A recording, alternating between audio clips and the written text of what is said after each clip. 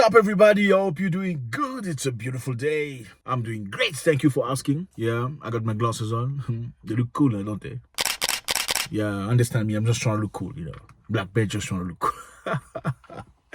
I'm going to try to take them off later on. Thank you very much for being part of this. I appreciate you.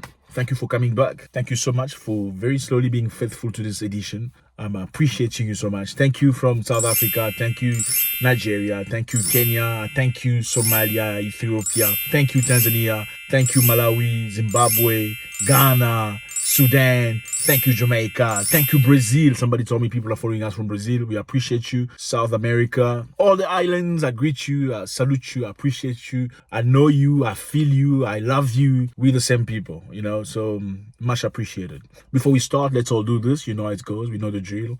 I mean, I know when you look at me, how do you feel? Don't you see a brother? Of course you see a brother. You see yourself when you see me. We the same people. We just have a little twang, a little different in language, but we the same people. Because when you see me, you are probably seeing your brother, your uncle, or your something really, right? All right, so today we're going to talk about something very interesting. I hope you've done this. If you forgot, thank you. We are giving you updates about Niger. I know it's a very interesting story. We need to see exactly why are we doing this, because you can see how they operate from the start to the end, so we can all understand and be on the same page. And I'm dedicated to do that for you guys. Okay. If you haven't seen what's happening in Niger, I suggest you watch some of these videos. Bring you back to very quickly on track. Now, let's continue with the people that know exactly what's happening in Niger at the moment. Okay, so Niger closed its airspace on the 6th. Nobody was authorized to fly over the air of Niger. So Niger closed its airspace on Sunday until further notice, citing the threat of military intervention from West African regional blocs. The closure of Niger airspace by military who have seized power is complicating services to certain African destinations by European airlines, which had to make some urgent adjustment on Monday. Shortly after the closure of Niger airspace, until further notice, several aircrafts in flight were immediately forced to divert. Flights from Libreville, Douala, Kinshasa, Cotonou, bound to Paris, had to return to their point of departure to refuel in anticipation for a longer journey. All right, fellas, this is the map of Africa. Put the map right here. This is Niger in Africa. You see where Niger is? Great stuff. So these are the ECOWAS people, 15 countries of the ECOWAS. They're all against Niger. Why? Because Niger has decided to claim its democracy, to claim its freedom for the oppressor. Okay? Because Niger said they want to be free, they want to take over, they want to work for the people, the bloc of the ECOWAS, 15 countries, decided to stand against Niger. It's like when you trying to run away from slavery and 15 of your brothers trying to pull you back into slavery. Where you going? Come back to the slave master. You can't go. Let's grab him. Yeah, that's exactly what happened. In anticipation for the attacks from the ECOWAS and other forces, Niger has blocked its airspace, meaning no airplane is allowed to fly over Niger airspace. This has made a very big complication. Let's just go back a little bit, okay? While other countries of ECOWAS were very passive about the attack in Niger, Nigeria was very prominent, especially the president. He wanted the Nigerian force to go to Niger and start a war against the new people that are ruling the country. Niger is a different country than Nigeria, but the president of Nigeria wanted to send troops to Niger to go and topple the people that have just freed themselves. Now, in retaliation, Niger has closed the airspace. Now, I want you all to look at this draft. These are all the flights that are flying currently on air. These are the flights that you can see. If you check, you're going to see the flights that are flying currently. As you can see, this airplane comes from Turkey. It's a cargo airplane flying from Turkey to Lagos. Now, because the airspace is blocked, it is forced to divert to make a huge turn in order to reach Nigeria. And this is only one case. Imagine how many aircraft have now to turn around many countries to avoid the Niger airspace, just because you open your mouth a little too much. Now, who's losing?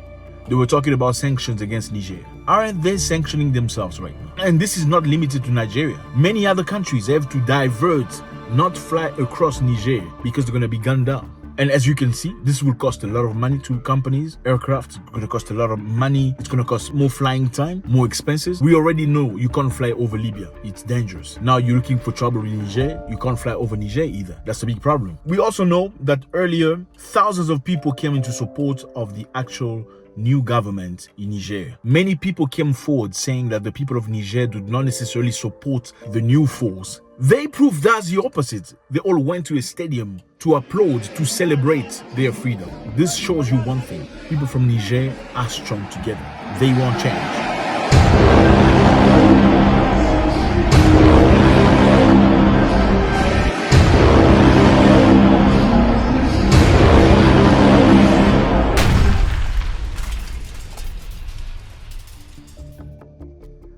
So they say in the face of a threat of intervention that is coming more apparent, Nigerian airspace is closed effective from today, as a junta representative said in a statement. He said there has been a pre-deployment of forces in 2 Central African countries in preparation for intervention, but did not give details. There has been a pre-deployment of forces in 2 Central African countries. We can't tell which one these are.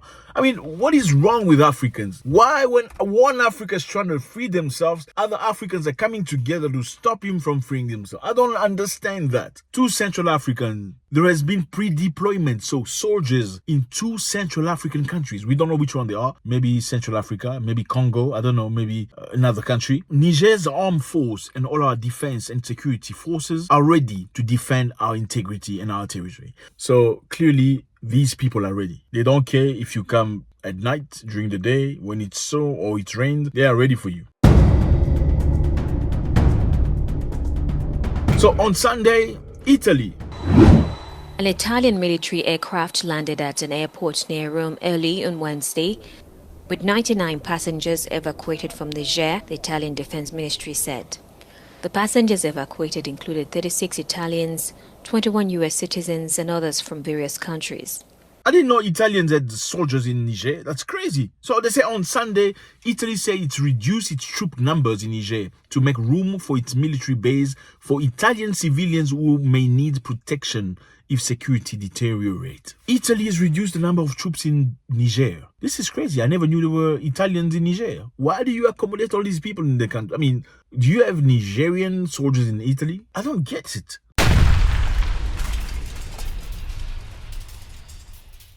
So Niger has appointed a new prime minister.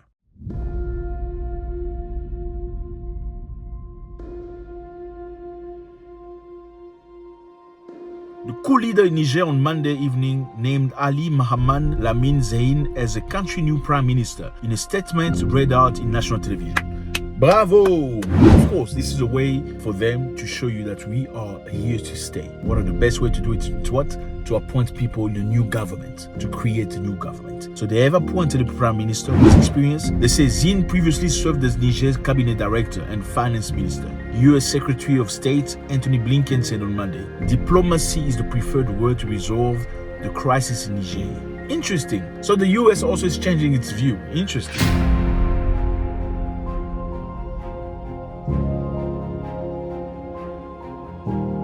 Victoria Nuland. So the United States of America have sent an envoy to Niger to negotiate. Victoria Nuland. Do you know this name?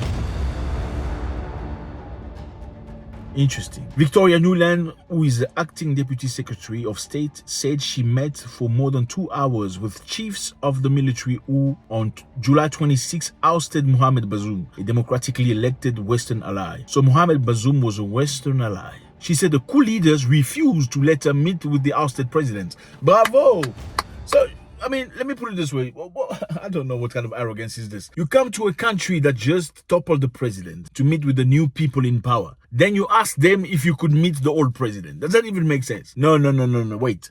You come to Niger to meet the new people in power, the new president. And after meeting with him for 2 hours, you say you want to meet the old president. So you could say what to him? What are you going to talk about? This is my country. You want to come talk to my kids that I put in a box? For what? No.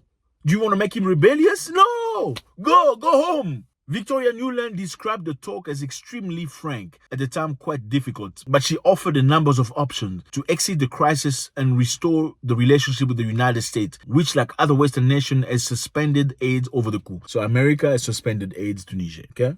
Like France suspended, Italy is suspended, Germany is suspended. I'm not sure about Italy, I need to double check that.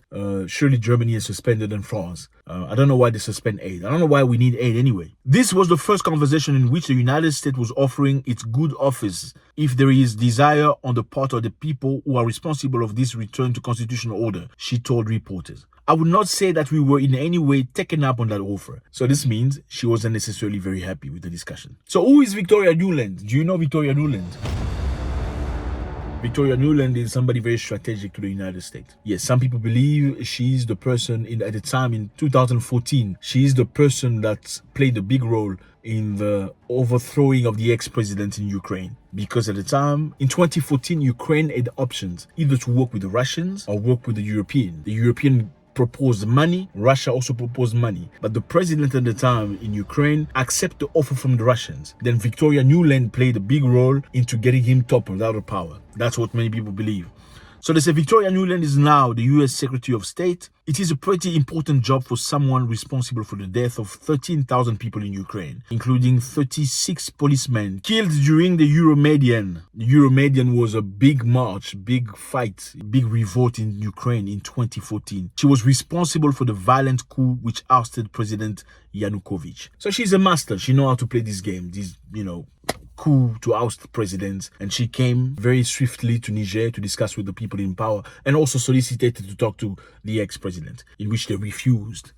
And yeah, congratulations to Niger. I don't know how you feel about this, fellas. Niamey closes airspace, no more flying. Niamey decides that they have a new prime minister to start their government. Italy reduced its number of soldiers so they can accommodate the civilians. Blinken saying they want, peace. They don't want fight. They want democracy. What does that mean? Victoria Nuland coming to ask to discuss and trying to make contact with the US. I don't know if Niger will be very interested. Everybody's turning to Russia right now. Let me know how you feel about this. Always a great pleasure. Don't go without leaving your comment. Now I can remove my glass. Next time. Bye-bye.